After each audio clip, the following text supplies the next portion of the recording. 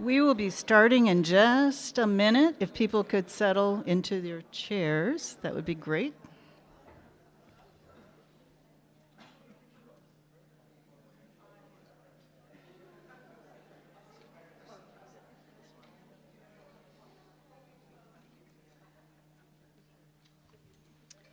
And you're on right after this. Okay. Urbana-Champaign has a responsibility to acknowledge the historical context in which it exists. In order to remind ourselves and our community, we begin with this statement. We are currently on the lands of the Peoria, Kaskaskia, Piankashaw, Wea, Miami, Mascoutin, Odawa, Sauk, Meskwaki, Kickapoo, Potawatomi, Ojibwe, and Chickasaw nations. It is necessary for us to acknowledge these Native nations and for us to work with them as we move forward as an institution. Over the next 150 years, we will be a vibrant community, inclusive of all our differences, with Native peoples at the core of our efforts.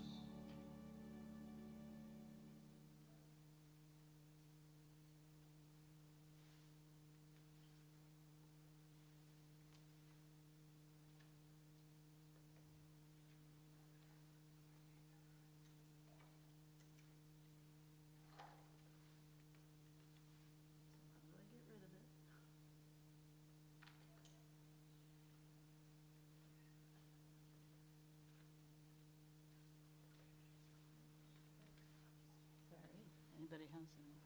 Oh, there we go.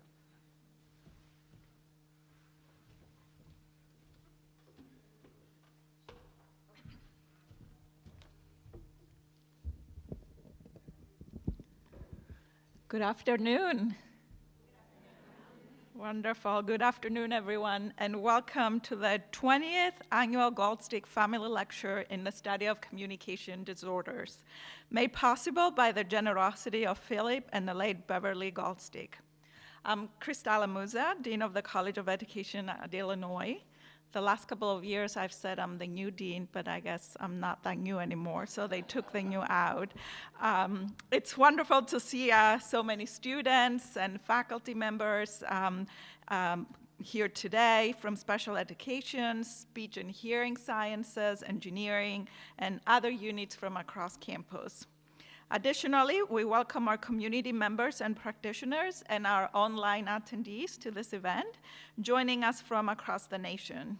We're really excited today to hear from a leading scholar doing important work at the intersection of technology, specifically AI, and communication disorders. So our 20th annual Goldstick Lecturer is Dr. James Rehg, joining us from right here at the University of Illinois Urbana-Champaign. However, he's actually new to our campus, so it's a wonderful opportunity for him to see this side of work that we're doing in education. Dr. Rehg is the founder professor of computer science and industrial and enterprise systems, and professor in the Siebel School of Computing and Data Science in the Granger College of Engineering. The title of his talk is Leveraging AI to Measure and Model Social Behavior. The College of Education is at the forefront of efforts to identify ways of leveraging technology and AI specifically to support the unique needs of learners across ability levels and the age spectrum. In collaboration with units across campus, we have actively participated in conversations and dialogues on the role of AI in learning, and as a result, Dr. Rehn's lecture this year is particularly timely. It's of course timely for a whole range of reasons. I think anyone who has not heard the word AI, this year probably doesn't exist. So we're very excited to have this opportunity to bring his expertise to this timely and wonderful lecture that we host every year. This annual event is possible because of the generous support of the Goldstick family, who identified a need and made a difference, giving students, scholars, and practitioners an opportunity for personal and professional growth. As of this academic year, the Goldstick family has supported over 34 fellowships, 11 research teams, and 4 scholars in the field of special education.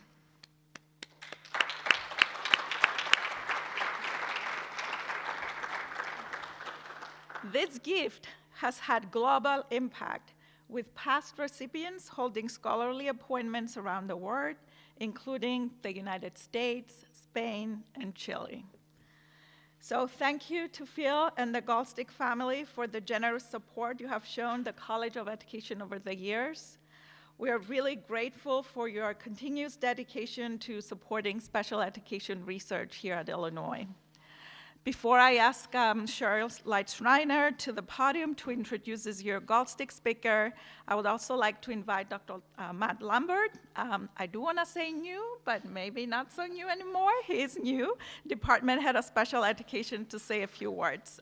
Matt has been with us for about a year now, and we're excited to have him here really providing support to our outstanding and top-ranked special education department. Thank you.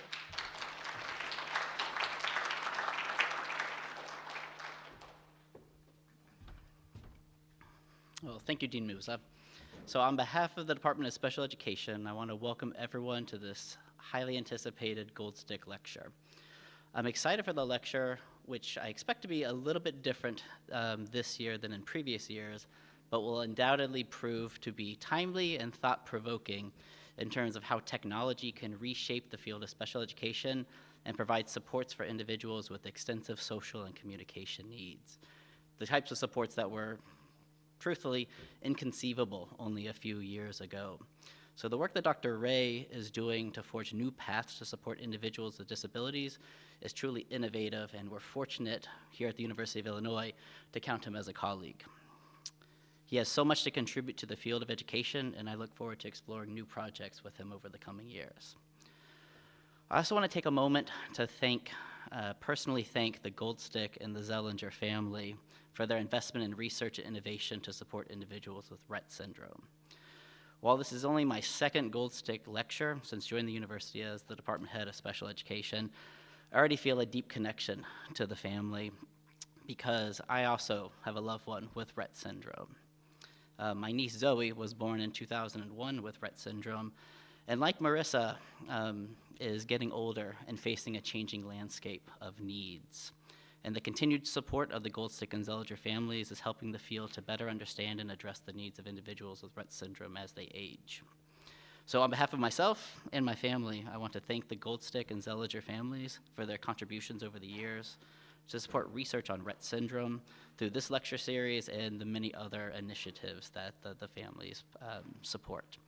Their efforts and investments have benefited countless individuals and their families, so thank you so much.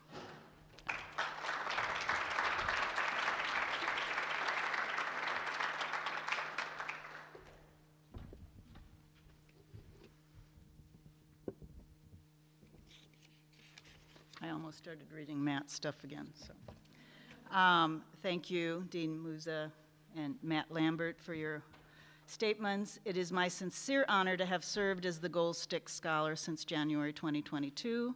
I want to thank Phil, Karen, and Gail, and the rest of the Goldstick family for your commitment and dedication promoting these innovative and evidence-based practices.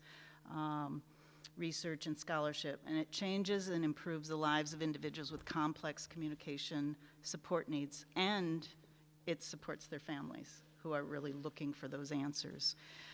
This is a true tribute to your forward thinking and your devotion to Marissa and others who have so much to contribute, and the families know that. And so when we have this research going on, we can make sure that we make that happen for a wider range of folks. In addition to hosting this wonderful event, the Goldstick family provides support to several doctoral students who have research and professional interests in improving the lives of individuals with communication needs similar to Marissa Zellinger. Marissa is the daughter of Karen and Alan and the granddaughter of Phil and the late Beverly Goldstick. I will be announcing this year's Goldstick Fellows and Zellinger Research Award recipients a little bit later, so we'll come back to that. Now for some logistics, I want to direct you to this very tiny QR code. And most of us have cell phones these days, and if you go ahead and take a photo of that, you can submit a question during the lecture. If you're a student, you can also log in your attendance, and I can make sure that whoever needs to have that information gets that information. For my students in 470, they get a ticket if they sign in and ask a question. So I want to make sure to remind them. In my class, they use their tickets to buy really fun things, including extra credit. So they're quite highly motivated to do that. But again, look for that QR code and feel free to submit a question. Then our fellows will actually be kind of screening through those, and when we have time for questions and answers, we'll have them share some of those questions with us as time allows. Now that was off script here, so I think I said most of that. At this time, it is my great pleasure to invite Marissa's mother, Karen Zellinger, to the microphone to share a few remarks of her own.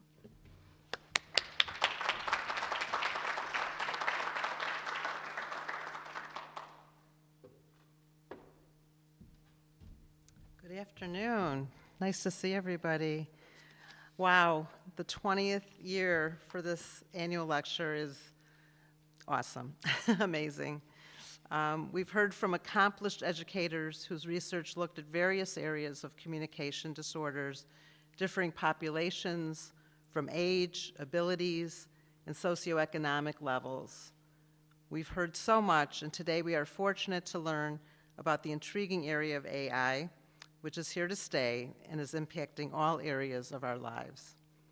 Today's topic of leveraging AI to measure and model social behaviors is state of the art, and I'm fascinated to hear how it's impacting the special needs community and how it will develop.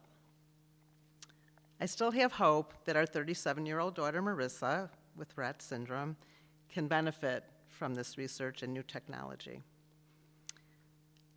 I'm so proud of my parents for taking the initiative with the College of Education to create this unique lecture for the college, for the university, and the local community each year. They handcrafted this gift with Marissa in mind in order for those in related fields of study to hear from the speakers who have been selected to present their findings on our campus and to share their work with us. Have them teach the graduate students, and additionally offer scholarships to the outstanding students on campus who are conducting their research for the good of the educators, of all educators. The students in classrooms around the globe, and ultimately are the ones benefiting, and that was and is the outcome desired by our family. We thank you for attending today and know that we will all learn a great deal. Thank you.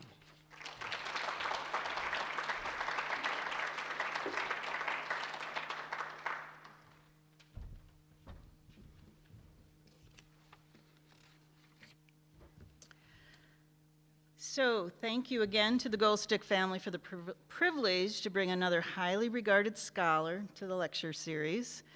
This annual lecture has occurred for an amazing 2 decades due to this generosity. And again, they have shared in so many different ways in order to improve the lives of people with complex communication and social needs. Our 2024 Goldstick Lecturer, Dr. James Rehg, brings a unique expertise in electrical and computer engineering, as well as artificial intelligence. He traveled from the opposite side of campus, the Granger School of Engineering. Recently, he determined it was a 15-minute brisk walk, correct? When we were meeting over at the College of Ed. In addition to being the founding professor of the Computer Science and Industrial and Enterprise Systems Engineering program, that is a mouthful, Dr. Rehg has been a director of Healthcare Engineering Systems Center since 2022. He has an extensive history conducting research, teaching, and mentoring doctoral students and postdoctoral fellows and working within industry, Meta Reality Lab research, Amazon, digital Equipment Corporation, is that correct? He has authored more than 50 journal articles, books, and book chapters. This list goes on and on. I was overwhelmed to see all that you've accomplished. It's wonderful. Dr. Rehg's current research and interests involve computer vision, machine learning, behavioral imaging, autism and developmental psychology, mobile health, and robotics. In a recent conversation we had, we also talked about his interest in collaborating with other disciplines like special education and speech and hearing science to apply existing computer technology and artificial intelligence to social and communication needs of individuals with a range of developmental disabilities. Please join me in welcoming the distinguished 2024 Goldstick Family Lecturer who has traveled, again, all the way from the other side of campus, Dr. Jim Rehg.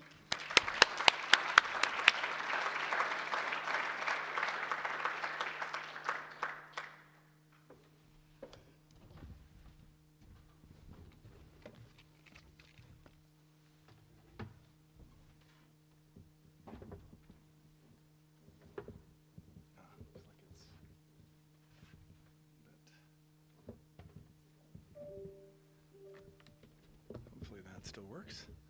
There we go, perfect.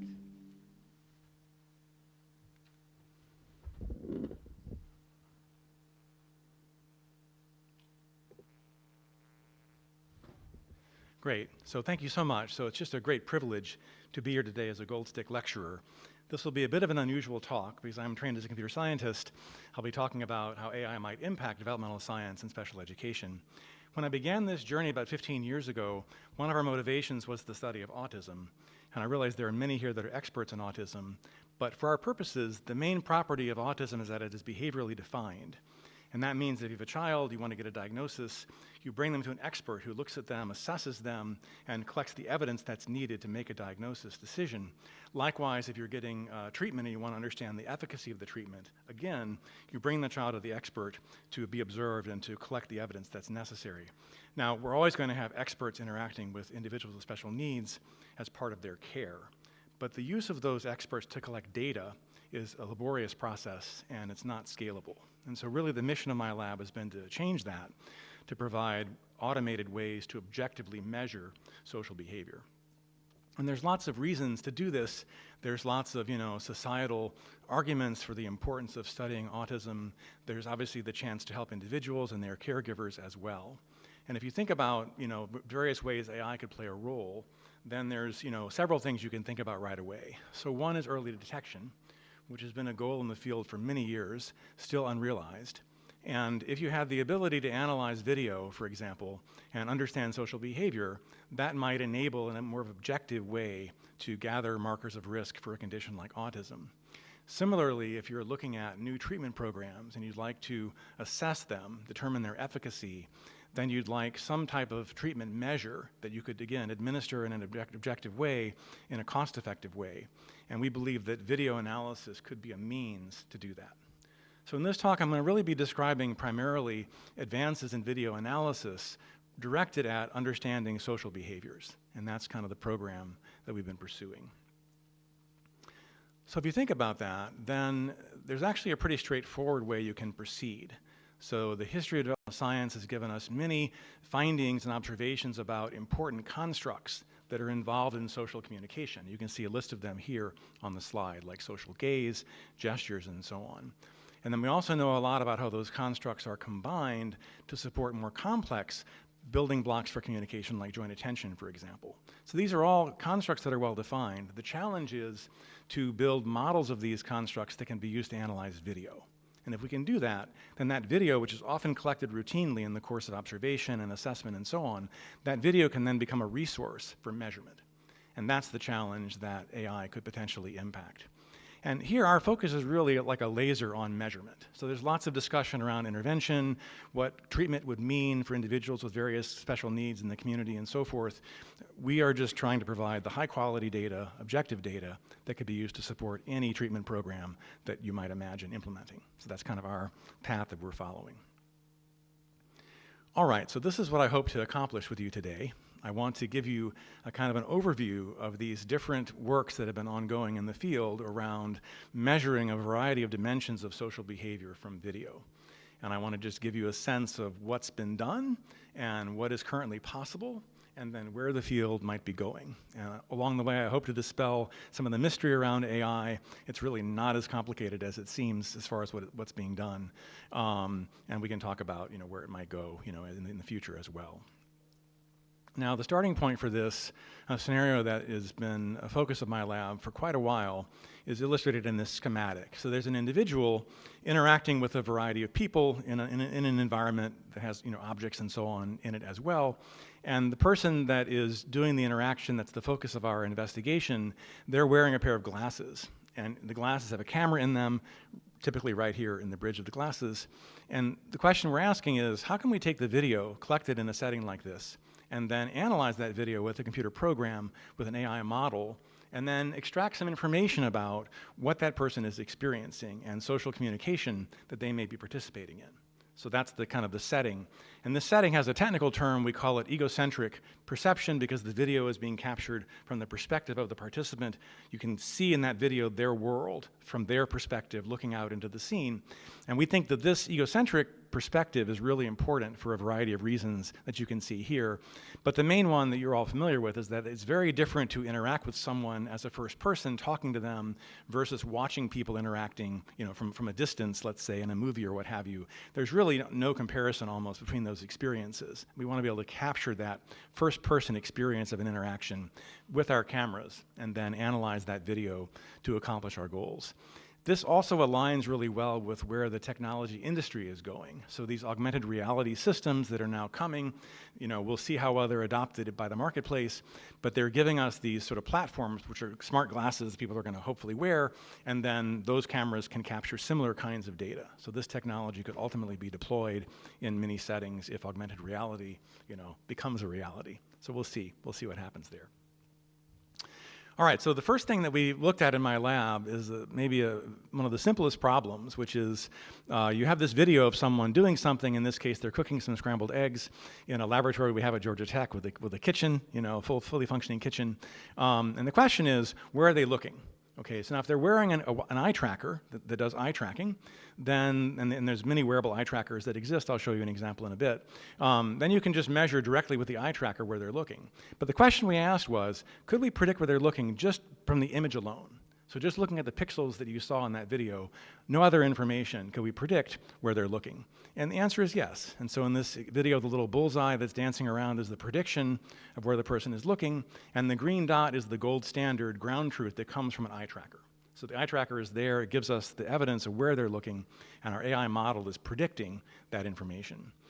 And so you might ask, how is this really possible, that you could just look at the pixels and guess where someone's looking? Well, these are tasks that involve hand-eye coordination. So the person is using their hands to cook, to manipulate the world. And because of that, if you can tell where their hands are in the video, if you can tell where the objects are, you've got information about where they're probably going to be looking. And we can use that then to build a model. And so this kind of gave us hope back in 2013 or so that we could really do this egocentric analysis and push it into many other domains. And so the first thing we looked at then in the social space is eye contact. And you can see a little schematic of that here. And the key position for us is that this is a basic social behavior, and it's one that we know is impacted in autism. So individuals with autism make less eye contact than typical kids and struggle in some ways to use it appropriately as a social cue. And we'd like to simply be able to measure it. So in a face-to-face communication setting, could you objectively, quantitatively measure eye contact using technology? That was the key goal that we set out to address back many years ago. And there's other ways you could think about this, eye trackers and so on, as I mentioned. These all have their role in research, but they're typically not used in clinical settings. They're very difficult to deploy in actual face-to-face, real-life situations. And we're really focused on technologies that would be deployable and usable in principle at scale, at a large scale. So here's the basic setup that informed this research. So there's a child. Typically, they sit in their parent's lap. They're sitting across the table from an examiner. The examiner is part of our team. They're wearing the glasses with the camera, and the camera, again, is right here in the bridge of the glasses. And so you can imagine in that setup, if the child looks at the examiner, looks into their eyes, like if you're looking into my eyes right now, you're looking right into the camera. You're literally looking at the camera. And if you're looking somewhere else in the room, off to the side, down, etc., then you're looking away from the camera. So this particular setup with the camera in this specific place, this lets us frame the problem of detecting eye contact as a pretty simple task. Just detect whether or not you're looking at the camera or you're not. It's what we call a binary classification problem, the simplest kind of problem that you can have. Okay, so we collected a large data set with our collaborators. You can see it here on the right. The little green windows are children that are labeled as making eye contact, and then all the other windows are children that are not making eye contact. Now, it's worth mentioning that the gold standard here is always human observation. So humans are the experts in social communication. When we want to know whether or not something is happening, we go to humans and ask them, tell us what's happening. Is this eye contact? Is it not? And then we have, raters that are trained to reliability using standard behavioral science methods, and those are the folks that provide the data that we're using in these algorithms. So collecting a large amount of data, as we did for more than, 8 years, and then training an AI model, that allows us to build an automatic system for doing detection. And this is what it looks like. So red means no eye contact, green means eye contact. This is a typically developing boy in our lab in Atlanta. We bring kids in and collect data from them in various ways. And then in a second, you'll see this boy here is a boy with autism at our collaborators' site at Weill Cornell Medical Center. He makes less eye contact than the other child, for example, but when he makes it, we're able to detect it with our algorithm. So there's an example right there of eye contact being detected. So this is kind of the program that we're following. So eye contact is a basic social construct. We have an AI model that can detect it in video, and we're pushing on that algorithm, and the goal of this process is ultimately going to be human-level accuracy. So we'd like to show that our AI model for detecting eye contact is as accurate as human experts would be in assessing the behavior. And this curve shows the ability to do that. So each of these little yellow dots is one of 10 raters that are all trained to reliability. So they're high quality data collectors for eye contact behavior. And then each of them is being compared to their peers. So the spread of these yellow dots is kind of the uncertainty that exists even among humans about a construct like eye contact. And so the green cross in this picture is our algorithm. Our algorithm is right in the middle of the distribution of uncertainty of the humans. In other words, if you took out one of the humans and replaced them with our AI model, the agreement among the raters wouldn't change. So the algorithm is as good as a human is from the perspective of rating whether or not there's eye contact in a video. And so this finding that we published a number of years ago at the time was the first kind of finding around using an AI model to measure a social behavior with an accuracy that's as high as humans. And we just want to keep doing this for all the constructs that are important. And once we do all of them, then we'll have the building blocks of social communication, and we'll have them in these AI models that we can then deploy and use in a variety of ways. Okay, so that's really the program. It's actually pretty straightforward, step by step. You just have to find the students, get the data, and then build the models. Okay. So then the next thing that we turned our attention to was another visual gaze-related construct, but more flexible and more broad than eye contact. Just where are people looking? Okay, so in this task, you've got a video clip, and there's two people that we're focusing in on. In the top row, we're looking at the woman, and we're asking the question in every frame, where is she looking? And the algorithm is supposed to put a little green circle that you see in the slide in the location where the algorithm thinks the gaze is being directed. And this includes cases where you can't tell where she's looking because she's looking out of frame or maybe looking at the camera itself. And so in those cases, we don't put any dot because we don't know where her gaze is directed. And so the second frame in that top example, she's looking at the camera, so there's no location of gaze that we're estimating because we just don't know exactly where she's looking. And then we can repeat this analysis for every person in the video. So you see in the bottom row, we're doing the same analysis for the man. And again, the question in every frame is, indicate where his gaze might be directed. And you can see different places where he's looking over the course of this video that the algorithm can identify. So this is another kind of basic video analysis problem that can benefit from these AI models. And I just want to take you through the solution now a little bit, step by step, and share some findings that we've had very recently that are actually not published yet that I think are very exciting around how AI can be used for these tasks. So this is the kind of more formal statement of the problem. So there's an image, there's a bounding box, that's the green rectangle, that identifies which face are we talking about, which person are we talking about, and then the output of this is going to be some kind of a heat map. You might be familiar with heat maps as they're used in eye tracking. They tell you a kind of a distribution over possible locations where the person might be looking. So the goal is to produce this heat map, this distribution, and then also label, of course, whether or not the gaze is in the frame or out of the frame. That's the algorithm's target. And then the data to do this comes from human annotators, once again. So we show this image to many people. We ask them, where is the boy looking? And they put little dots. You can see the green dots there where they think the gaze might be directed. And that set of dots becomes the data for determining what we think, where we think the attention is being directed. So this is a problem that's been around for, I don't know, 5 or 6 years. There's been a decent amount of work done on this problem by people in my community. And I just want to show you a little bit about how this is done, kind of as a way of hopefully dispelling some of the mystery. So really, this is an example of a deep learning architecture. You might have heard of deep learning and things like that before. But what this thing is doing is actually pretty straightforward. So there's 2 paths that you can see in the picture in blue and red. Think of these as just little blocks that analyze the image, okay? So the top path is asking the question, where in this image are things that people might look at? It's asking, what are the things that people might look at if they were in this image, part of this image, looking at the scene? And there's lots of work on what's called saliency, that you can get actually lots of models for where are the things that people might look at. They're more likely to look at people, less likely to look at a blank wall, for example. And that's the kind of analysis that top branch is doing. And the bottom branch is really zoomed in on the head or the face, and it's saying, well, based on how this face is configured, like how it's turned in the image and where the eyes might be directed, what are the parts of this salient image that are really more likely to be the gaze targets? And then that focuses the heat map on the specific regions that the child can see and are likely to be targets for gaze. Okay, so that's really all this model is doing. The magic is really in some choices about the design and then the data actually that's being used to train it.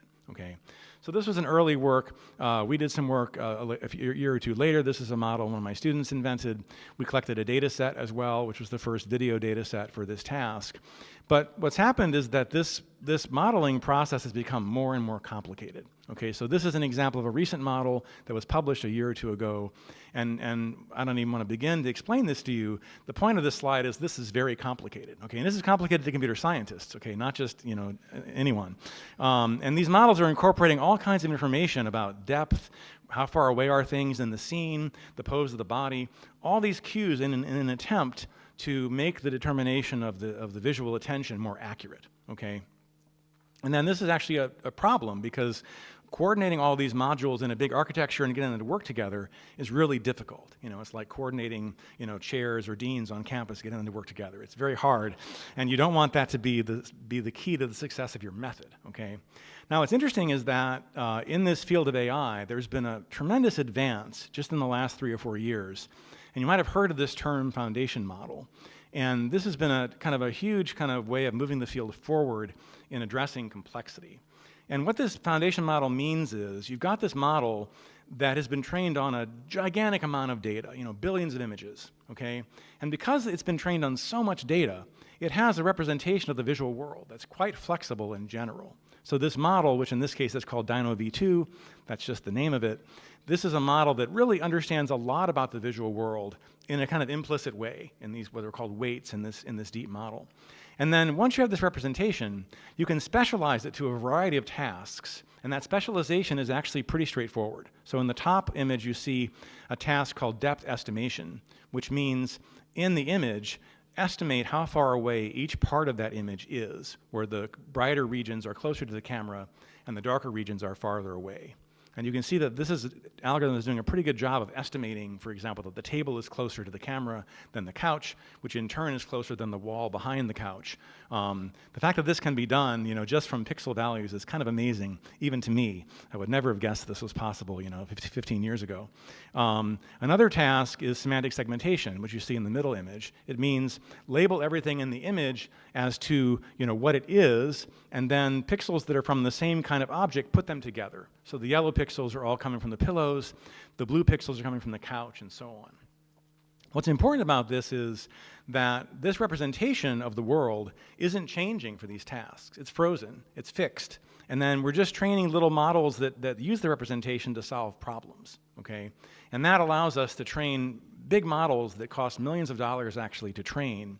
And then once they're trained, we can use them for a variety of problems without doing any more, multi-million-dollar investments, basically. And so when we start thinking about this, the question we asked was, could we use the same approach for social behavior? Could we take these models that already exist and are freely available on the internet, actually, and could we, specialize them in some way that would allow us to predict gaze? And it's a non-trivial question because the people that built these models at big tech companies like OpenAI and Google and so on, they don't care about special needs. I mean, not systematically at least. And they don't really understand social behavior. The engineers that are doing this work don't really know these constructs. They're driven by a very different set of incentives and metrics to look at tasks like autonomous driving, for example, that could be someday worth a lot of money. So these models are emerging and they're very powerful, but no one really has investigated whether they're usable for the kinds of questions that we in this room might care about.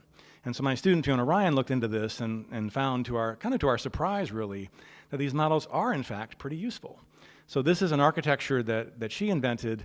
The key property of this architecture is this Dino V2 block. This is this thing I was mentioning, this giant image analysis module that we just downloaded from the internet.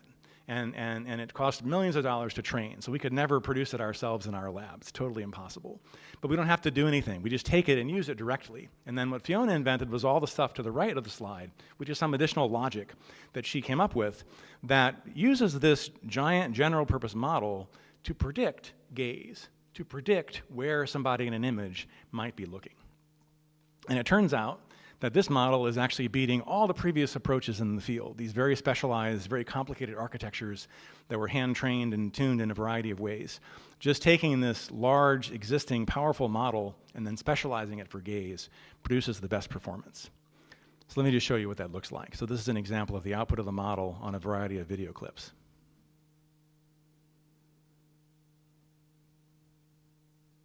So that's a mistake right there. It's not perfect yet.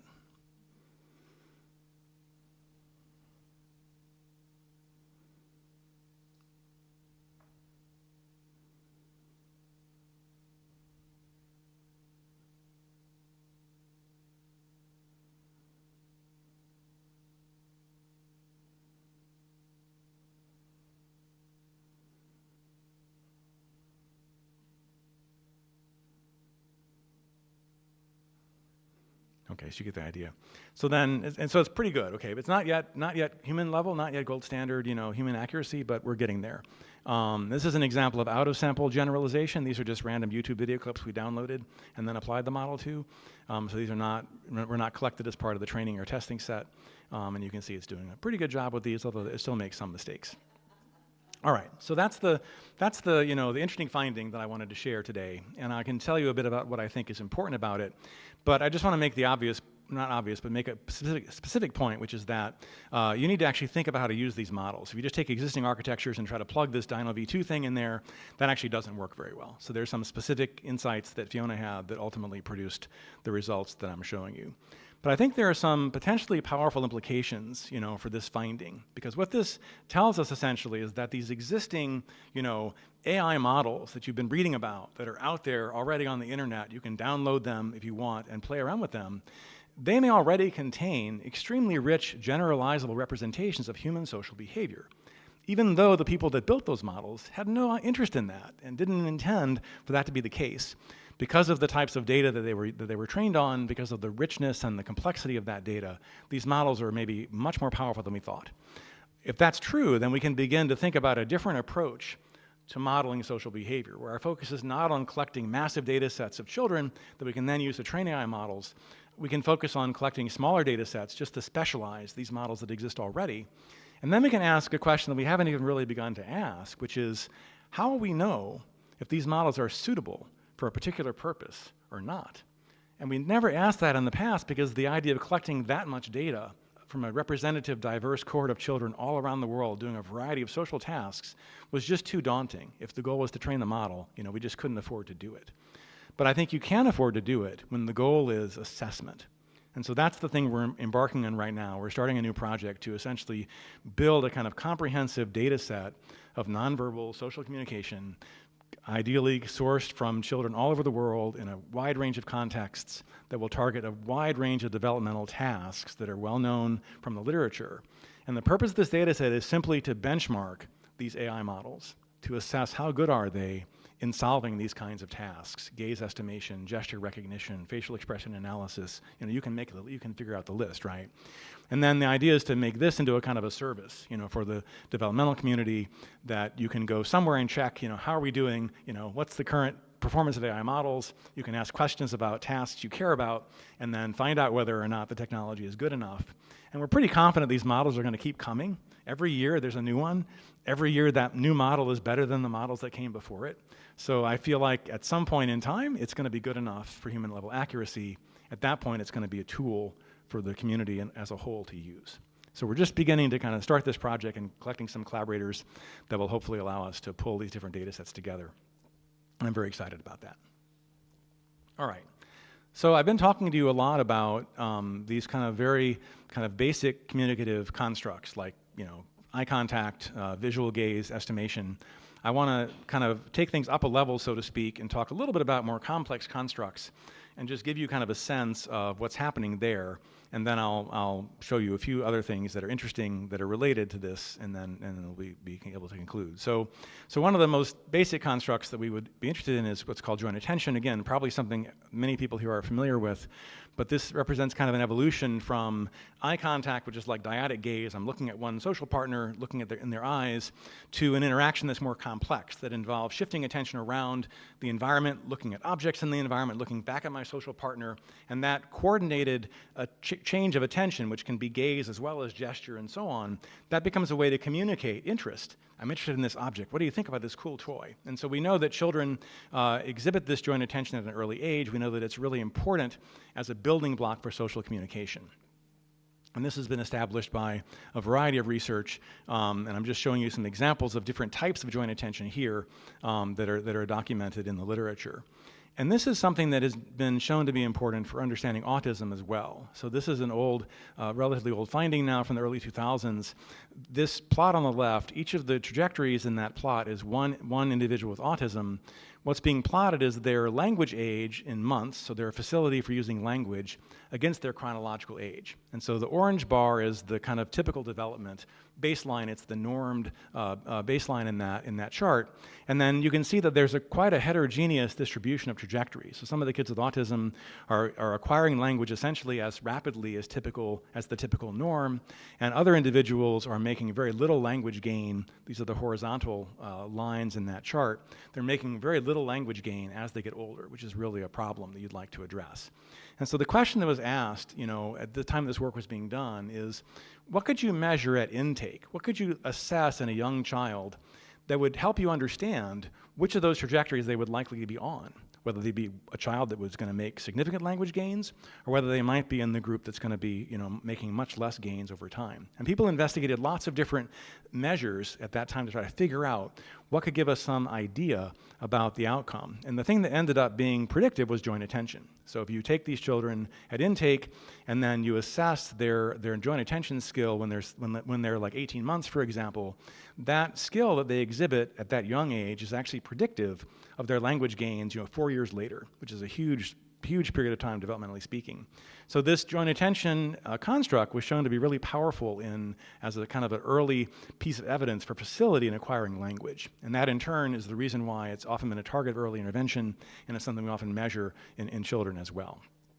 And this is just the evidence to support what I just stated. So this is stratifying this sample into two groups. The top curve that is making better language gains have a high rate of what's called response to joint attention, and then the lower bar, the lower trajectory in the dashed lines are children that had much less responsivity to joint attention at intake, and these are a way of stratifying, you know, this sample into two groups, one that is gaining quite a bit of language, one that is not. So this finding really establishes the importance of joint attention. But one property of this is that the way that joint attention is being measured here is relatively crude. So there's a coding scheme that was invented by Peter Mundy that's part of this overall protocol we're following and collecting data. And the labels for this are relatively coarse. So in a grant that we had a number of years ago, we asked the question, you know, if we had more fine-grained measures of joint attention coming from more complex automated analyses, could we make better predictions? And so there's some work that's ongoing in my lab to try to look look at that hypothesis.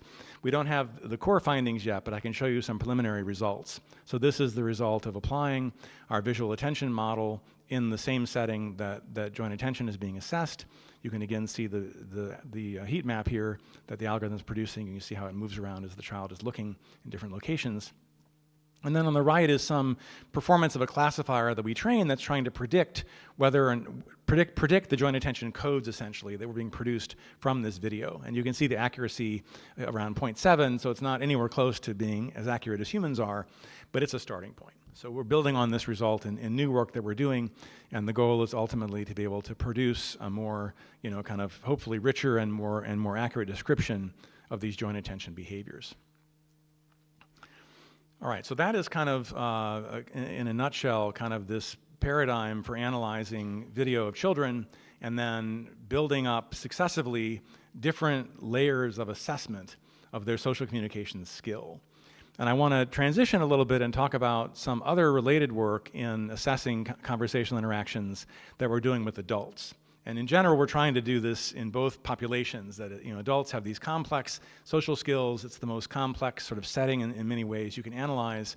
And then it's easier in many ways to outfit adults with various sensors, so we can try to explore the utility of sensors in that population.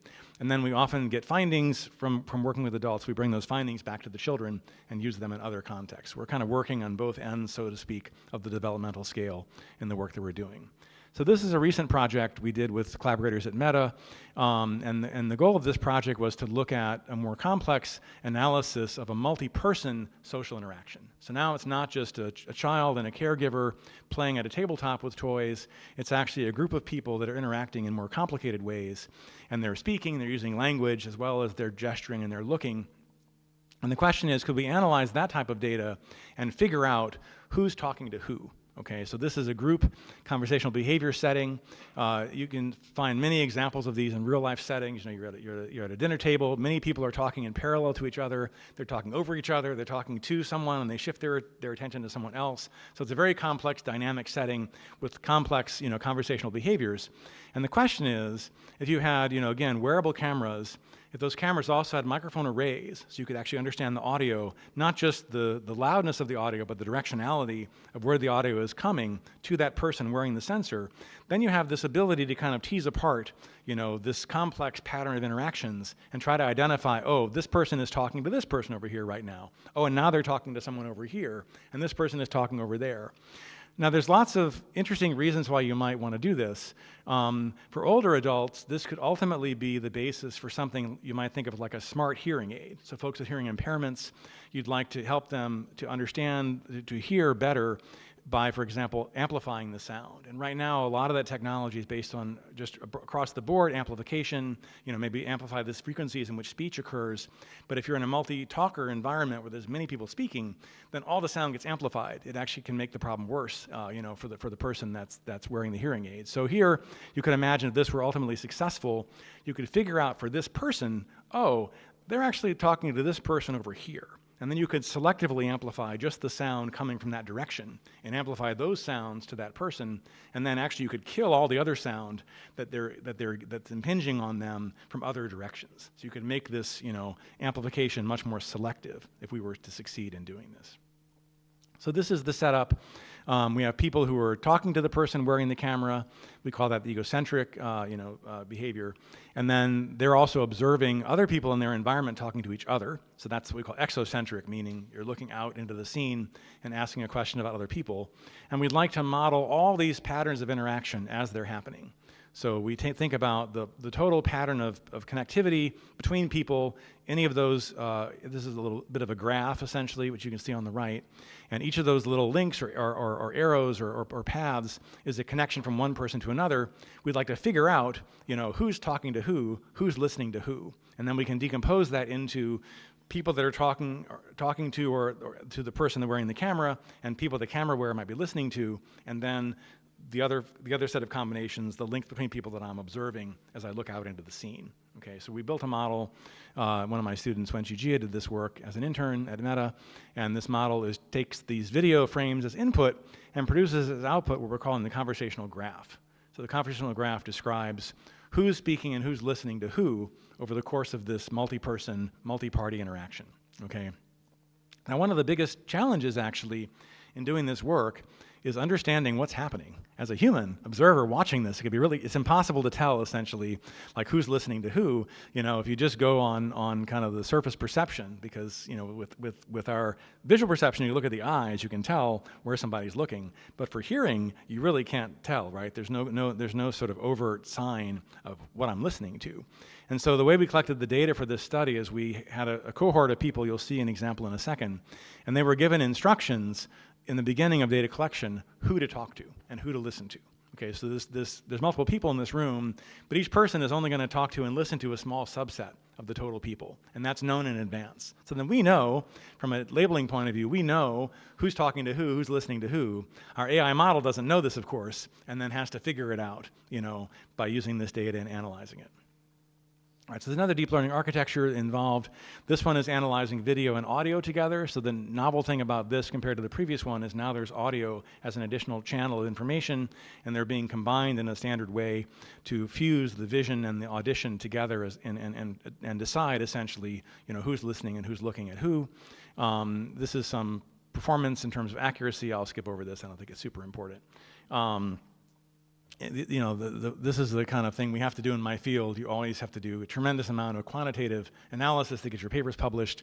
And so you're always seeing these tables, and then the way it works is, the bold line is my performance of my method, and then all the other things that are not bold have to be worse than me. Okay, and then I say, oh, see, I'm beating everybody in this table. And then you publish the table in one meeting, and then 5 months later there's another meeting, and somebody else has a table, and now you're the worst, and they're the best. And the field goes on in this kind of, table-based arms race that all my students are locked into, whether they like it or not, basically. So anyway, at this moment in time, which was last year, this year, CVPR in the summer, at that moment in time, we were ahead of everybody else. All right, so I just want to give you a little taste of how this is working. It is actually quite challenging to see what's happening here because it's just, these conversational interactions are so complicated. But I'll play the video first. You'll get a chance to hear a little bit of the audio, and you'll see the people, kind of how they're interacting. And then I'll play it again without the audio so you can listen to me, and I'll explain kind of how the model is doing its work. So that's a little clip of the conversation we're working with. The participants are wearing some special glasses that were built at Meta that have the microphone array and the camera built into them. And then you'll see now just what the algorithm is doing. So it integrates information over some period of time, and then it produces this graph. Each of these arrows is showing, listening to, speaking to, and then on the right is the ground truth, what actually was going on. On the left is our prediction. If the graphs look the same, then we're doing a good job. You can see there's some mistakes going on in these graphs. But to be honest with you, even for me, it's really hard to know if this is working or not. So I kind of have to rely on my students that have all the quantitative data. It's just so complicated as a human to follow multi-party conversation. But this is like a starting point. This was the first piece of work, actually, that was ever done to kind of tackle this problem the way we're framing it.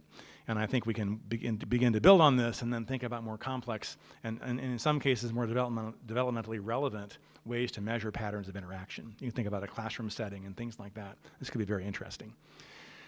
All right, I want to end by just showing you a few things that are much less far along, kind of works in progress, if you will, and just building on the theme of understanding social interactions more broadly. We've been involved in some data collection activities, looking again at this multi-party conversation and looking at them in very specific tasks, some very specific settings where we can ask deeper questions about how are people using communication? What is their purpose actually in communicating? What are they trying to accomplish? So that's going beyond just the what's happening to beginning to ask questions about why. Why is this person talking to the other person? What's their purpose in doing so? And so we collected a data set a number of years ago that's part of a large computer vision data set called Ego4D. And this has been a very impactful piece of work. It's been cited hundreds of times already, and it's been used by a lot of different disciplines. And part of this data is very interesting data of social interactions, people interacting socially in their homes, playing a variety of games. And most of these have been games that are sometimes called social deduction left-hand games, like One Night Werewolf and Mafia. These are games, you might have played them yourself, where people have roles, and then you're trying to mislead other people about what your role is. They're trying to figure out what your role is, and it's all about conversation and deception and so on to try to become the winner of these games. And so we collected a pretty large data set of people playing these games and used really a rich variety of sensors in the process that give us this egocentric point of view as well as a point of view in the scene. And I just want to show you one example from one of these games. These are some people playing the werewolf game, and there's an individual in this example here on the left-hand guy. He's trying to persuade the others about his role. Okay, so take a look.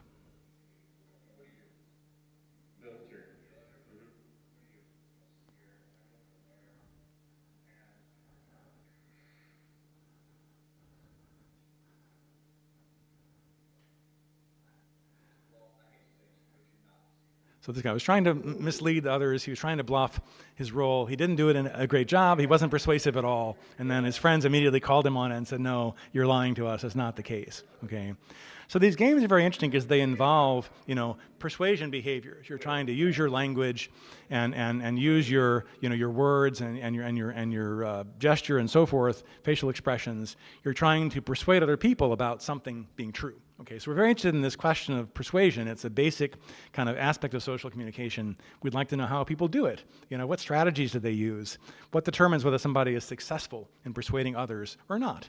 And so we collected this data set as just the beginning of this process, and we annotated this data set by identifying some strategies, if you will, that you can use for persuasion.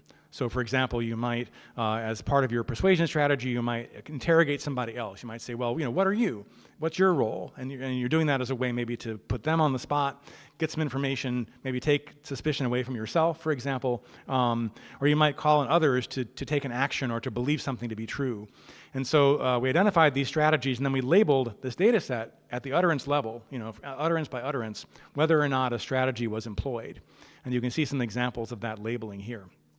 And so this became now a data set that's available to the community to use to tackle this problem of persuasion from the perspective of face-to-face social interaction with audio and video context. This is a very complex task for persuasion. There's lots of other data sets that were collected in simpler settings that were not multimodal, but this is the first one to bring these modalities into play. And then one of the things we can do with this data set is we can try to predict how people are going to vote at the end of the game. So at the end of these games, typically you've got to state what you think is true about the world. You say, I think this guy's the werewolf based on everything that's happened so far, and then the game forces you to take a vote. Say, I think the werewolf is this guy. Okay, so that voting behavior is an objective expression of your belief about the world. So if you're familiar with theory of mind, then these are really theory of mind games, where essentially you're trying to influence somebody else's, belief about the state of the world, and then when you vote at the end, you get a record, actually, what everybody believes to be true about the situation. And so one of the tasks we can tackle with this data set is trying to understand ultimately how this theory of mind works as a computational process, and then we can begin to make predictions. We think this person is going to vote for the werewolf being over here because of the analysis we've done of the video and the audio. Okay, so we tried a little experiment to do that last year. This is my student Bo and Lai's work. This is a paper we had at a conference last summer. And you can see the accuracy again, without getting into all the technical details. The F1 and AUC are both numbers that should be big. If they're 100%, you're doing a great job. You can see that they're very low actually here. So we're not doing a great job. So this is a very complicated, construct to try to predict what somebody believes to be true about the world. Very hard to predict that. And so we're not there yet. But on the other hand, we can look at it for the first time with these modalities. So we're very excited about continuing to work on this, and then over time, build up better models and tools for understanding these more complex behaviors. All right, so I've kind of taken you through this landscape of first looking at basic things like visual attention, where you're looking, then talking about how could this be used as the basis for understanding joint attention, and then moving to adults and asking more complex questions around naturalistic, multi-party conversational settings.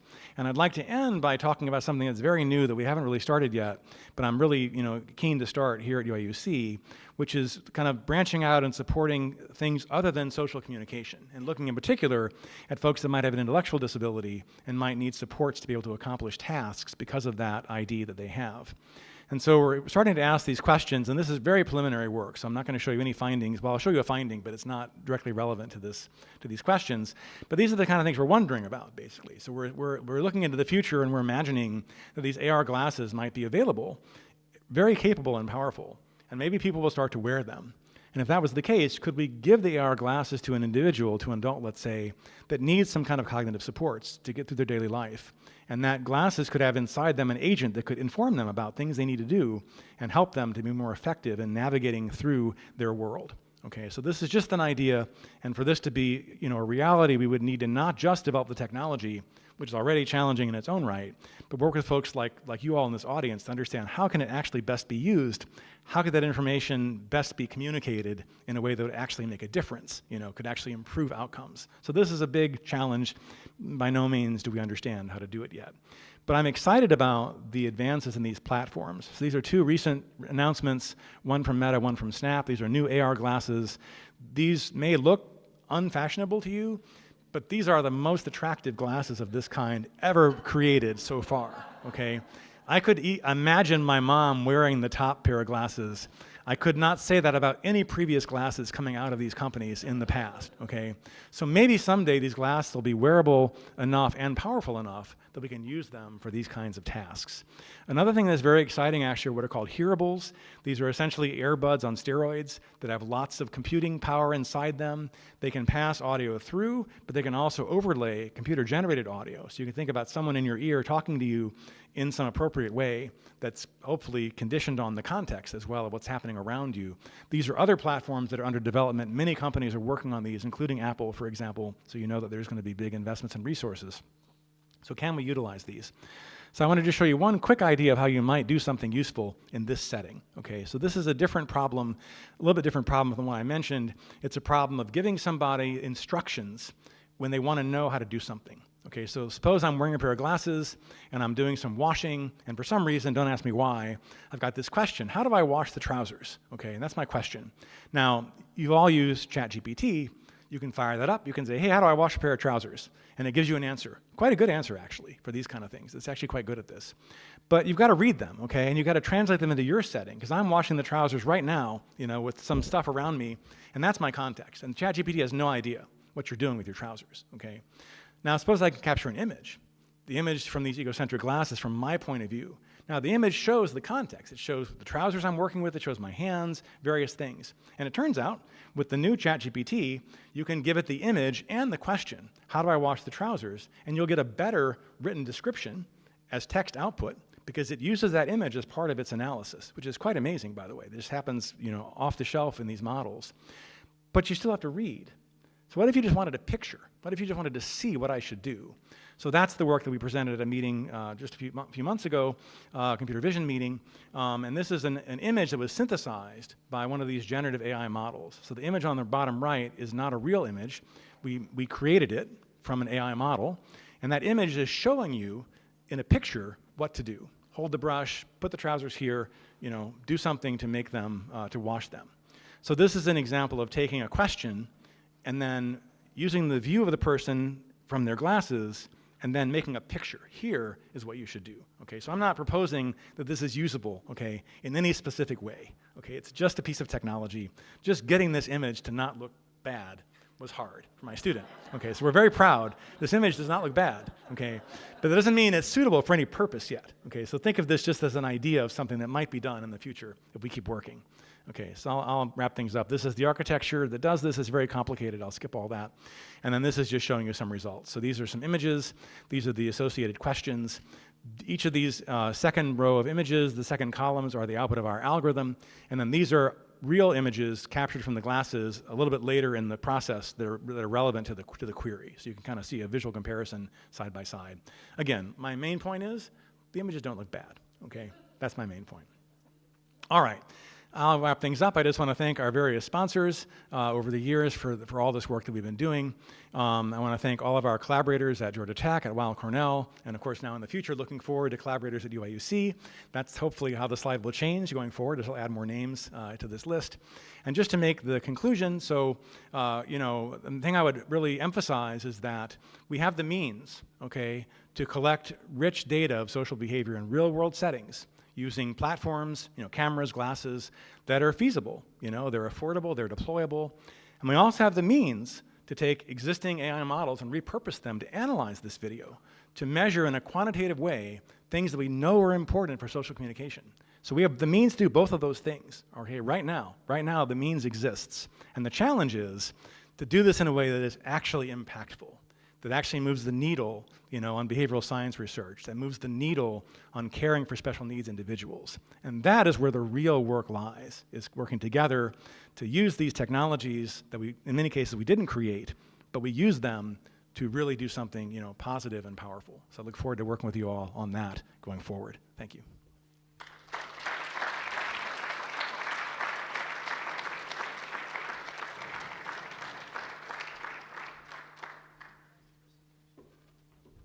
Students are busily coming up with a couple of questions. And I wasn't sure if for captioning I had to be close to a microphone or not, so I do. Okay. We'll see if we have a question, and then I'll get out of the way.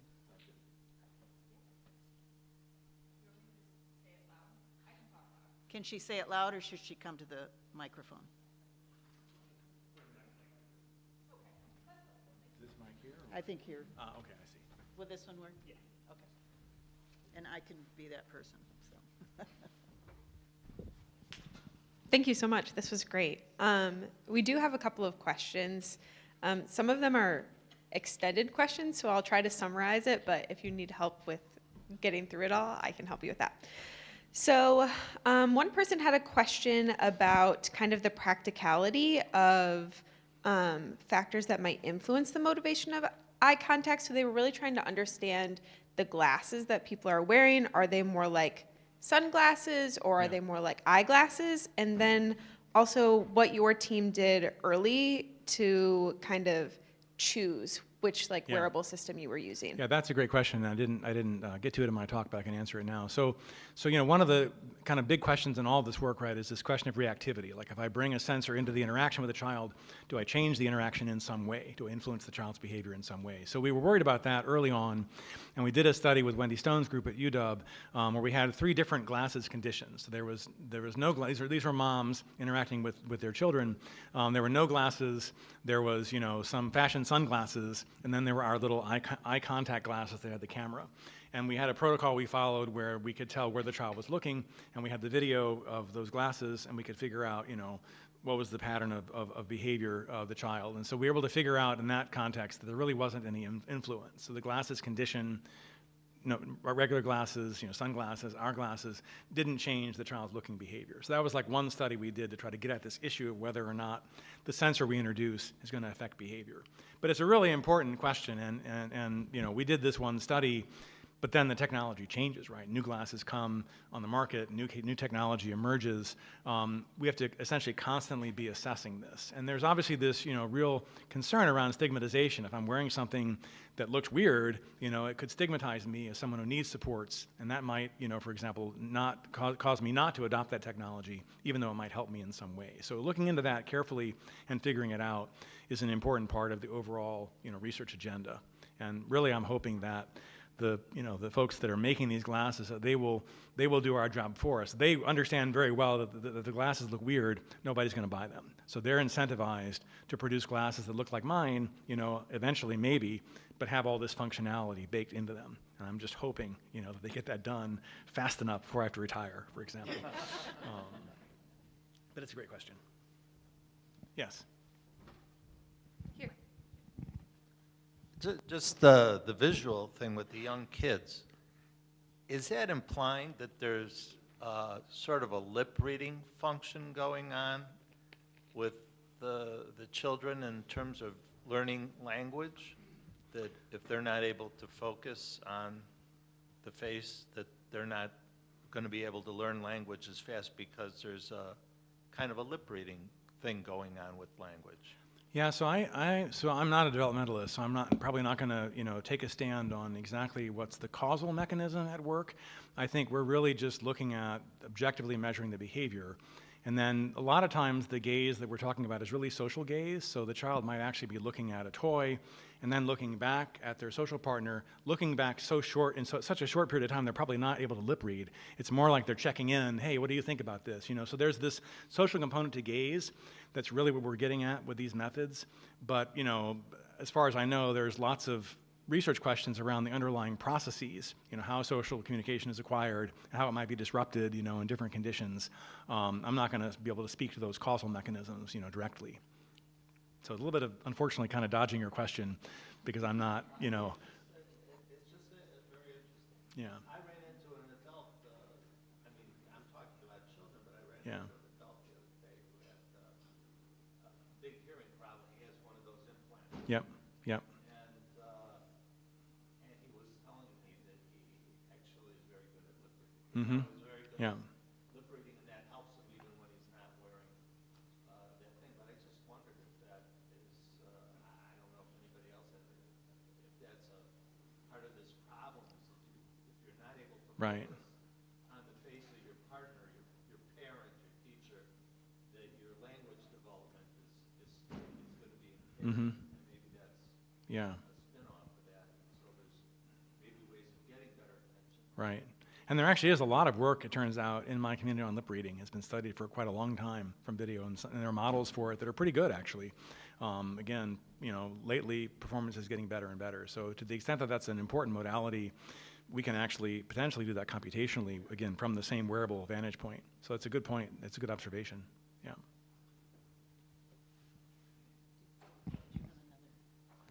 There's a question right back in the back there.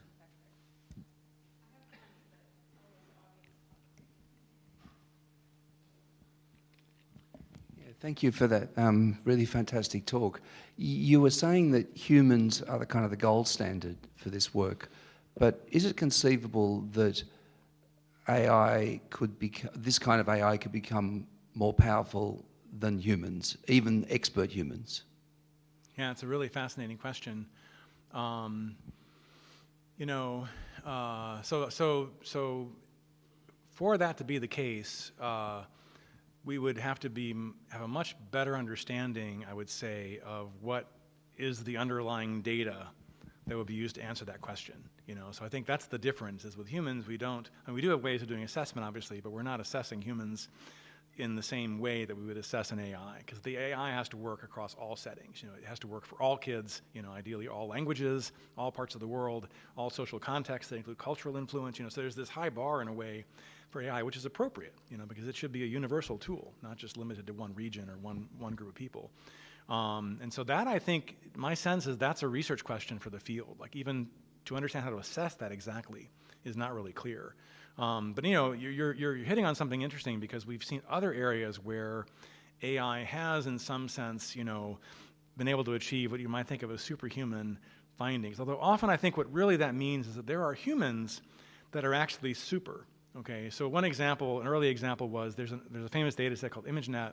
One of the things that data set includes are different breeds of dogs. Okay, now if you ask an average person, 2 pictures, you know, what are the 2 breeds? Many people have no idea. They're just dogs. You know, I have no idea of Samoyed, what is this thing, right? But the AI model, because it's super specialized and it was told, you know, these are the properties of different dogs, it can make really expert predictions about the dog breeds. It can do it better than the average human, okay? But probably not better than a dog breeder, you know? So specialized humans have the specialized capability.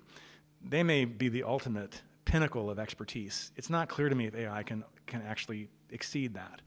What we often see in these findings is that humans themselves are really variable, and some people are not really paying attention. They don't find the task to be very interesting. They're answering some random ways, and they drive down the average, you know.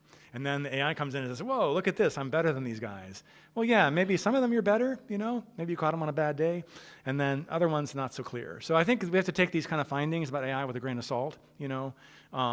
But these models are very specialized, and they have biases also, but they're very consistent, even in their biases. So, you know, that's the power of these models, is kind of this deep specialization and consistency. And the challenge is to use them in ways that overcome their biases and other factors that, you know, we're working on. So it's a very provocative question. Who knows? One more?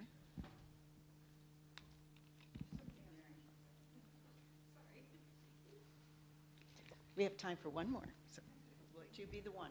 Oh, sorry. It's okay. Yes, you know, like it's mind-blowing what you showed us, really, and the potential and where it's heading. And of course, it's changing by the day, the tools, the whatever. But I just want to ask you a specific question as educators. So we can talk about corpuses that are out there, you know, that have everything.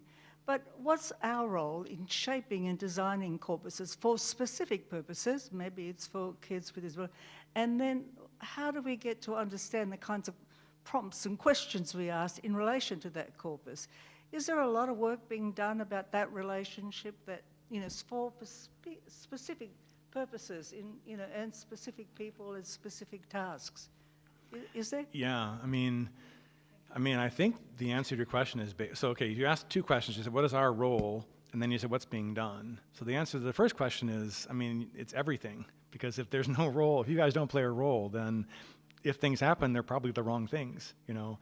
And then what's happening now, the answer is probably almost nothing. I mean, I'll give you an example of what is happening. So autonomous driving until recently was a really powerful driving application for my field. And there was a huge amount of money, hundreds of millions of dollars being poured in to creating autonomous driving systems, which included computer vision analysis of the kind that I'm showing you as a key part of that technology. So this was an investment being made for the purpose of creating these autonomous cars that would ultimately make a huge amount of money to the winner, okay? And so in that case, the engineers could do the assessment, and they did a pretty good job. So they would say, what are the properties of autonomous driving where perception plays a role? Well, pedestrian interactions, understanding intersections, understanding different kinds of roads, dirt roads, gravel roads. And so people built these massive data sets of people and road types and intersection topologies, and they really quantified it, you know, pretty well. And it's still an ongoing area of research to kind of, you know, quantify autonomous driving systems performance. But that's a work that my community can do because it doesn't require specialized expertise. It just requires you to drive, which many people can do. Okay, so it's easy, right?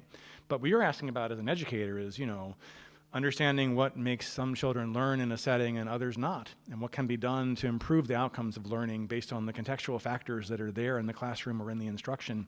I mean, this is a very specialized thing. No one in my community has the expertise, you know, to look at that. And so far, most people are not looking at it. But if they start looking at it without talking to you guys, they're just going to do random stuff. Okay, so I really hope that doesn't happen. I think we should really find a way to work together, and I would rely on you guys to ask the right questions. You know, what are the things that matter? What are the settings in which you should do assessment?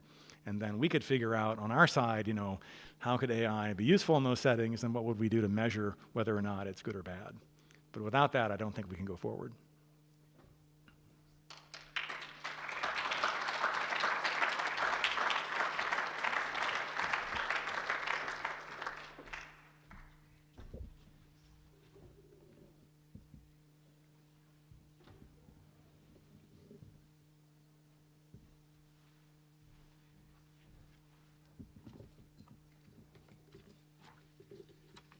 I just have to find the right page.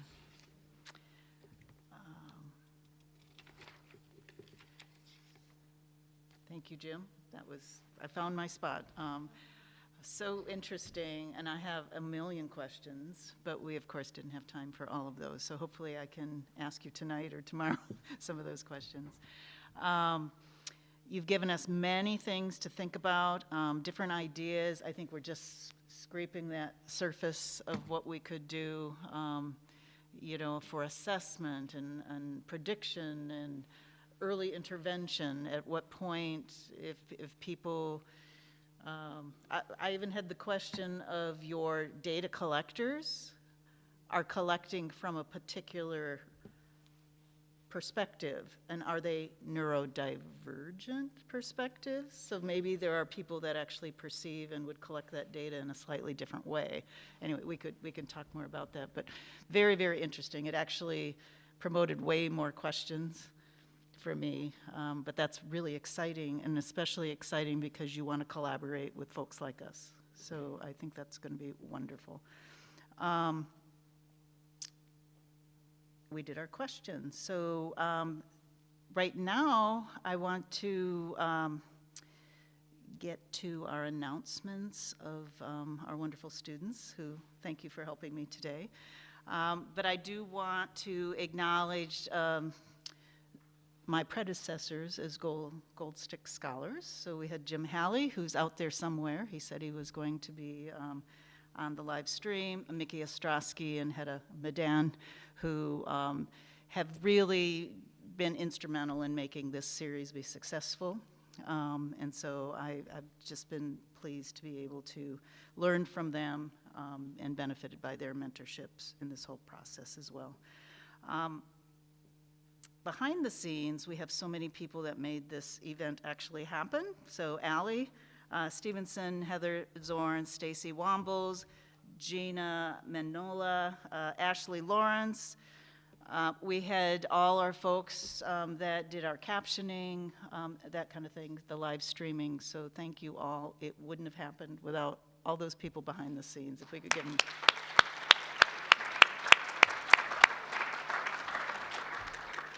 So 20 years ago was a long time to have started this whole process. And recently I actually sent Karen just some more recent information about all the different scholars. So I think I think there's been 50 fellowships given out. So that's a lot of support for doctoral students. And so what a way to honor Marissa and the whole Goldstick family, right? I mean, I just think that that's wonderful that all of these young people are out there doing research to benefit other people. We want to also always remember Beverly Goldstick as her role in the family and as, you know, a motivator for these scholarships and that kind of thing. Beverly was not only a loving and caring wife, mother, and grandmother, she was also been a very good friend of the University of Illinois in different entities within the university. And she has been a friend to lots of people and continues to be missed by people. So our Goldstick Fellows, we have 4 this year. One is not able to be here,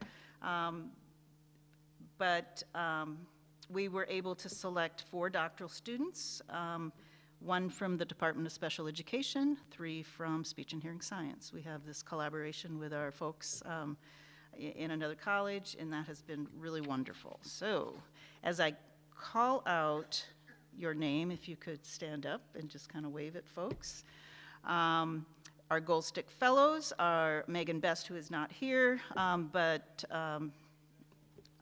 she's at a conference and that kind of thing, but she has wanted me to say thank you to all of you for her fellowship. Alexandria Barkheimer.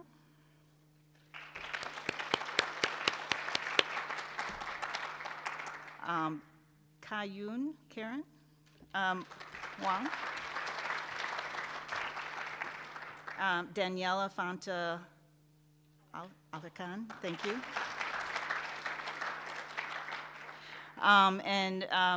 They have been so helpful today, and it has been just a joy to be able to provide you with some support.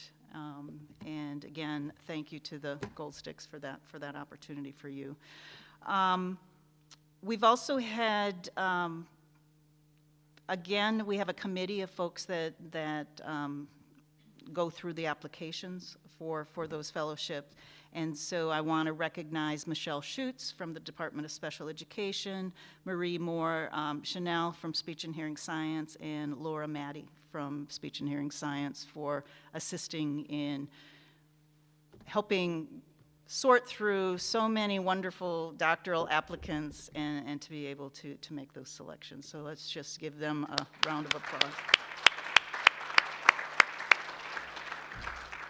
We also had the opportunity to select the Marissa Zellinger Research Award, and that is an award given to a faculty member and a doctoral student to continue some research that they're doing. So that was Dr. Michelle Schutz and Megan Best. So let's give them a round of applause. This award is designed to enhance the research mission of the Department of Special Education and to contribute to scholarly literature on topics relevant to Rett syndrome and others who experience complex communication needs. The research is an extension of the research funded last year and seeks out the perspectives and experiences of youth who use augmentative and alternative communication, and their families within the transition planning process. So these are older students who are leaving the educational system onto adulthood, and includes them as co-researchers, which is the new component of this research, that they're actually contributing to research questions and things like that. And so they've got the folks using AAC as part of their team. Their contributions are critical for informing practices that are grounded in the lived experiences of the disabled community. And I think it's long been missing out of a lot of our research. The qualitative findings will have important implications to inform the field and educators who support youth who use AAC in directing transition planning and achieving post-school goals. It is also exciting to have AAC users serve as those co-researchers. Congratulations to Michelle and Megan on that award. Just one more time. This has been such an exciting event, and I would like to turn it over to Phil to share any ideas or comments that he might like to share.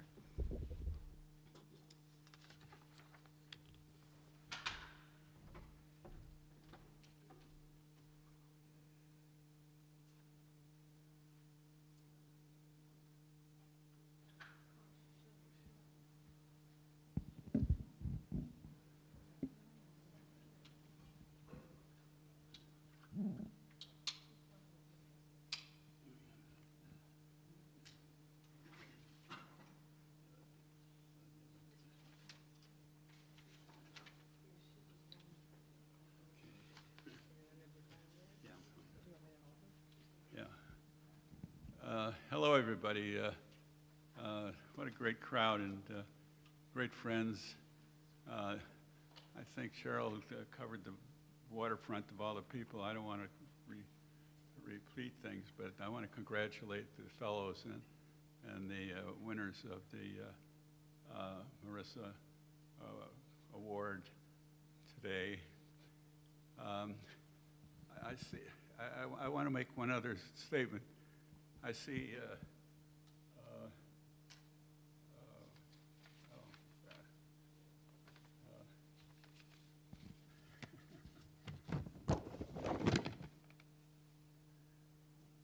Susan Fowler in the audience. Susan Fowler was the dean in 2005 when this was created. And is Kathy Misek here? No? Okay. Now, Sid Misek and Susan and Beverly and I got together, and we put this program together with a lot of interest, a lot of effort and background, and we're just so proud and so pleased. It's nice to see you here. Yeah. And Mary Calancis, who succeeded her as dean, and Dean Musa. These are all great people, and what I want to just, for a moment, tell you that the opportunity that you students here have to not only get fellowships and these awards, but also to get a chance to reach those levels and above, as other students have come out of this university, this great university. And that opportunity is something that we're glad and proud of having provided for you.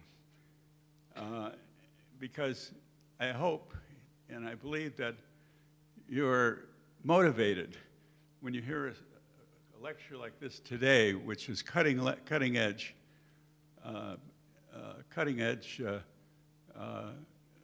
that's above my broad pay grade.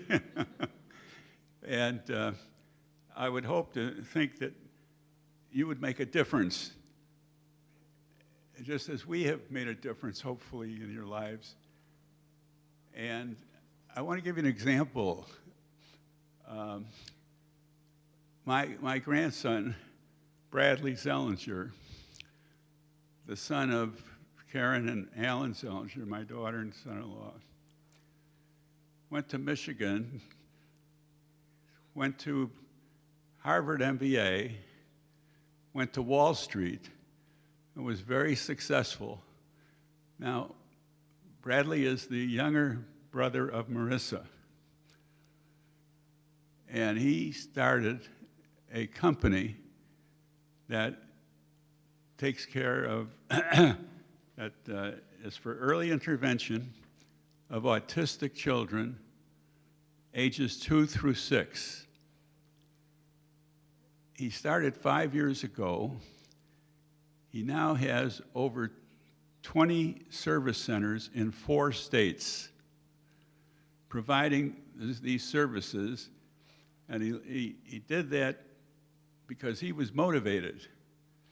So sometimes in your education, you get a good education and you learn and the books are good and all that, but the practical application of what you do in life is really what counts. And by the way, I'm one of these people that I learned, and I learned from the books and I did my homework, but I also applied what I learned. And that's the reason I could even be here today. So think about that in your futures. Continue, get motivated. And this university is one of the greatest, and this organization, the College of Education, is doing a fantastic job. And Dr. Rehg did an outstanding job. A lot of questions, but that's the future. And thank you very much. Thank you very much.